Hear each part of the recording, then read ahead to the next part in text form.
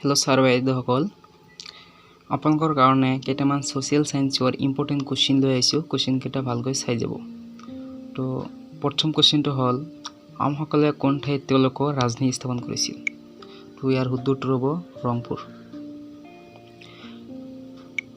next question হৈছে নালন্দাত মোহৰ এৰি যোৱা কামৰূপৰ শাসকজনৰ নাম কি আছিল তো ইয়াৰ উত্তৰটো হ'ব ভাস্কৰ বৰ্মন নেক্সট কোৱেশ্চন হৈছে চুতীয়া ৰাজ্য কেতিয়া প্ৰতিষ্ঠা কৰা হৈছিল তো ইয়াৰ উত্তৰটো হ'ব অপচন 2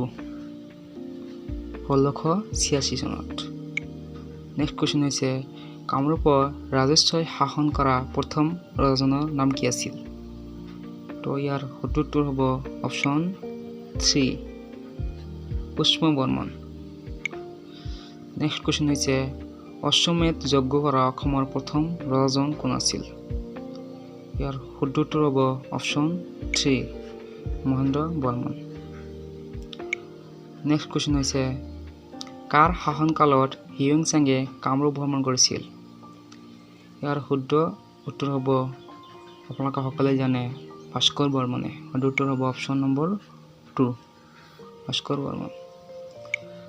নেক্সট কোৱেশ্চন হৈছে অসম সাহিত্য সভাৰ চিহ্ন লঘু কোনে বনাইছিল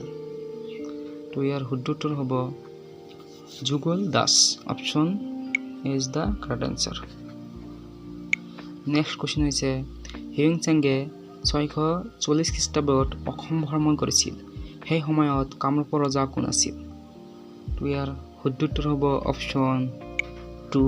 কুমাৰ ভাস্কৰ বৰ্মন সেই সময়ত কামৰূপৰ ৰজা আছিল নেক্সট কোৱেশ্চন হৈছে খেন ৰাজবংশ কোনে প্ৰতিষ্ঠা কৰিছিল তো ইয়াৰ উত্তৰটো হ'ব Nil Dhwaj option 2 is the correct answer Nil ধ্বজ